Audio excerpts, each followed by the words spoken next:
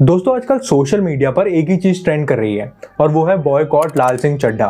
मतलब अभी picture release भी नहीं हुई और ऑलरेडी इसको लेकर इतना बवाल हो गया। जैसे जैसे इसकी रिलीज डेट पास आती जा रही है और इसका प्रमोशन किया जा रहा है, उतनी ही तेजी से इसे बॉयकॉट करने का हैशटैग ट्रेंड कर रहा है। आज की वीडियो में हम इसी पर चर्चा करेंगे कि आखिर क्यों इस पिक्चर को बॉयकॉट किया जा रहा है और इस तरह के ट्रेंड्स का एक पिक्चर पर कितना असर पड़ता है।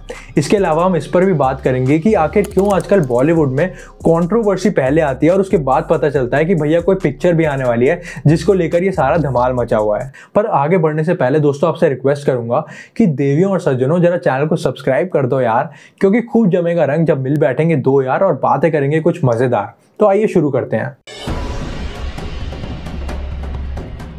सोशल मीडिया पर फिल्म लाल सिंह चड्ढा को बॉयकॉट करने की मांग हो रही है। बॉलीवुड का हाल बेहाल हो रखा है। एक तो इनकी फिल्में बॉक्स ऑफिस पर औंधे मुँह गिर रही हैं और दूसरी तरफ कई बड़े बड़े एक्टर्स की फिल्मों का बॉयकॉट किया जा रहा है। सोशल मीडिया पर फिल्म के बॉयकॉट की मांग उठी है।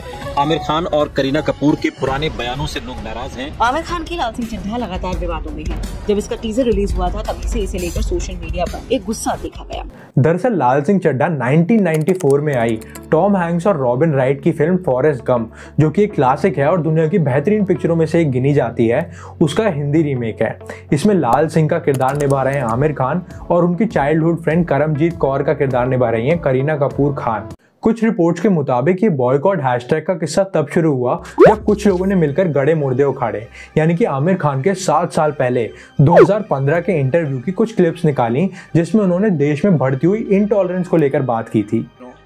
Kiran and I have lived all our lives in India. For the first time, Kiran says, should we move out of India? Now that's a disastrous and very big statement for Kiran to make to me. She fears for her child. She fears for, what the atmosphere around us will be. She feels scared to open the newspapers every day. यहाँ तक कि उन्होंने ये भी कहा था कि उस समय उनकी वाइफ किरण ने उनसे बात करते हुए कहा कि देश का माहौल देखकर उन्हें अपने बच्चों के लिए डर लगता है और क्या इसकी वजह से उन्हें हिंदुस्तान से बाहर चले जाना चाहिए। अब यहाँ उन्होंने ये कहा और वहाँ उनकी फिल्म दंगल को बॉयकॉट करने का हैशटैग ट्रेंड करने लगा।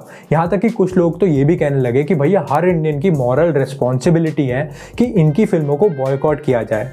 और तो और बॉलीवुड के बड़े बड़े दिग्गज जैसे कि अनुपम खेर, परेश रावल, ऋषि कपूर सब ने मिलकर इन्हें दबाकर लेक्चर दिए और भर भर के ट्वीट करे कि भैया इस देश ने आपको बनाया है, आपने इस देश को नहीं। और अगर आपको इस देश में कोई दिक्कत दिखती भी है तो यहाँ रहकर इसको ठीक करने की जिम्मेदारी आपकी है, भाग जाना कोई सोल्यूशन नहीं है। इतने सब हैशटैग्स और ज्ञान के बाद आमिर खान साहब ने क्लैरिफिकेशन दी थी कि उनका इंटेंशन किसी के भी सेंटिमेंट्स को हर्ट करना नहीं था और वो अपने देश से बेहद प्यार करते हैं और इसको छोड़कर जाने के बारे में कभी सोच भी नहीं सकते। इनफैक्ट इस कंट्रोवर्सी को लेकर भी उन्होंने कहा है कि कृपया मेरी फिल्म लाल सिंह चड्ढा को बॉयकॉट ना करें और उन्हें इस बात का बेहद अफसोस है कि कुछ लोगों को लगता है कि उन्हें इंडिया से प्यार नहीं है। अब दोस्तों बॉलीवुड में कंट्रोवर्सी हो और कंगना रनौत का नाम सामने ना आए, ऐसा तो हो ही नहीं सकता। कंगना ने इस ट्रेंड को लेकर कहा है कि ये जो बॉयकॉट लाल सिंह चड्ढा का ट्रेंड है ये आमिर खान का ही एक मास्टर प्लान है और ये उन्होंने खुद ही शुरू किया है। उनका कहना है कि आजकल बॉलीवुड की पिक्चरें वैसे भी नहीं चलती और ये तो रीमेक है तो और भी नहीं चलती। इसके अलावा उन्होंने ये भी कहा कि लोग इसे रिलीजियस इशू बनाकर बॉयकॉट ना करें, क्योंकि इससे इस बात पर से ध्यान हट जाएगा कि एक्चुअल में पिक्चर अपने आप में कितनी खराब है। खैर खराब और अच्छी पिक्चर का तो कंगना को पता ही होगा। अब उनकी फिल्म धाकड़, जिसको बनाने में करीब 100 करोड़ रुपए लगे, उसने पूरे 3.25 करोड़ रुपए कमाए थे।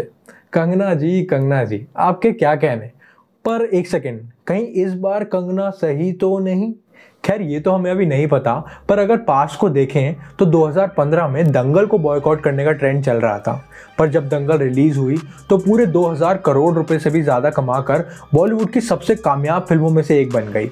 इसके अलावा कई फिल्में जैसे कि संजय लीला भंसाली की गोलियों की रासलीला रामलीला, जिसका नाम पहले सिर्फ रामलीला था मगर लोगों के रिलीजियस सेंटिमेंट्स हर्ट होने की वजह से इसके खिलाफ देश भर में प्रोटेस्ट हुए और मामला कोर्ट तक पहुंच गया था, जिसकी वजह से ऑनरेबल हाई कोर्ट के ऑर्डर्स के बाद इसका नाम बदलना पड़ा।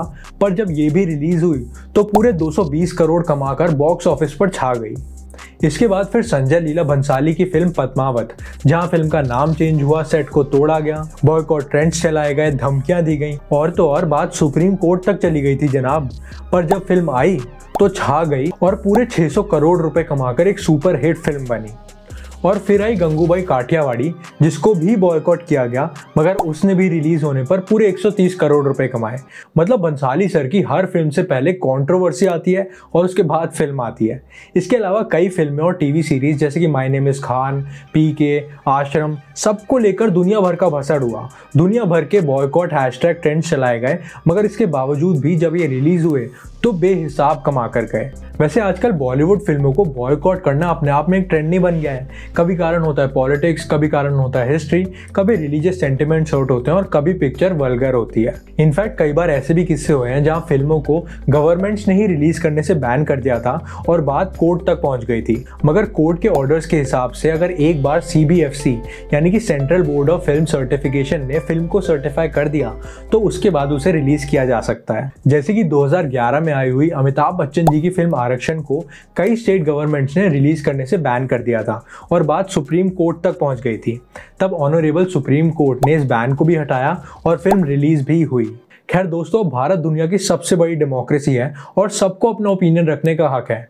जिन्हें पिक्चर नहीं पसंद आई उन्हें अपने व्यूज देने का भी और पिक्चर को ना देखने का भी पूरा ऑप्शन है।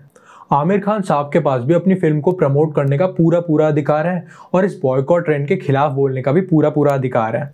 और भैया सबसे ज़रूरी बात, ये तो हम देख ही चुके हैं कि अगर पिक्चर अच्छी है तो जितना मर्जी हैशटैग बॉयकॉट ट्रेंड कर जाए, फिल्म का घंटा कुछ नहीं उखाड़ पाएगा। और यही अगर फिल्म खराब बनी है तो भी जितना मर्जी हैशटैग बॉयकॉट ट्रेंड कर जाए तो भी फिल्म को देखने पर लोगों को मजबूर नहीं कर सकते। तो अब फिल्म चलेगी या नहीं चलेगी, ये सिर्फ इस बात पर डिपेंड करता है कि आखिर फिल्म है कैसी। खैर दोस्तों, लाल सिंह चड्ढा कैसी है ये तो जब रिलीज होगी तभी पता चलेगी। फिलहाल आपको ये वीडियो कैसी लगी ये कमेंट्स में बताना बिल्कुल मत भूलना, और अगर वीडियो पसंद आई तो चैनल को सब्सक्राइब कर देना और प्लीज वीडियो को लाइक भी कर देना यार। मिलते हैं अगली वीडियो में, आज के लिए इतना ही। See you in the next one.